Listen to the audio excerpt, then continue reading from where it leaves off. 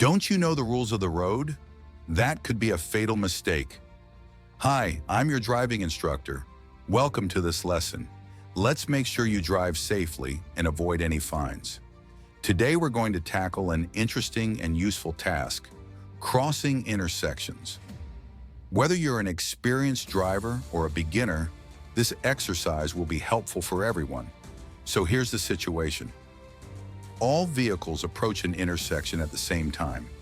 In what order should they pass through this intersection? Think carefully about how you would approach this situation. Let's consider your options. Option 1, red, yellow, blue, then green.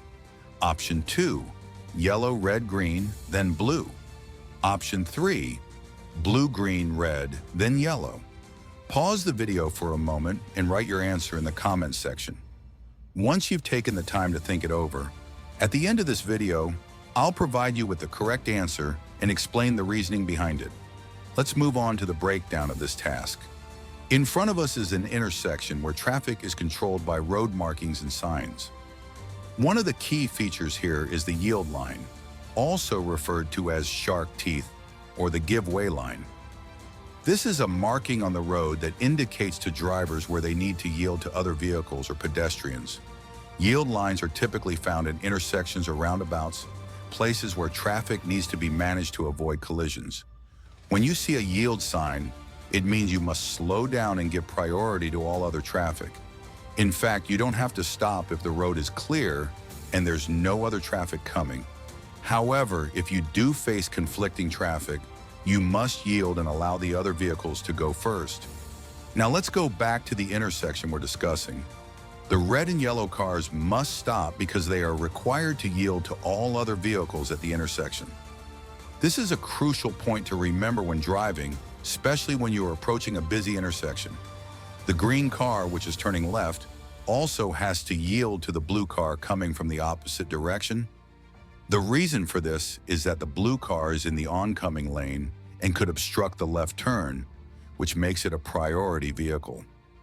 Understanding this concept is essential because it shows how different vehicles interact based on their direction of travel and the road rules in place. Just like the red and yellow cars must yield, the green car must also yield to the blue car when making a left turn, as turning left across the path of oncoming traffic requires caution. To summarize, the blue car has the right of way, followed by the green car, and then the red and yellow cars. This ensures smooth traffic flow and helps prevent accidents. So the correct order for the vehicles to pass the intersection is blue, then green, followed by red, and finally yellow.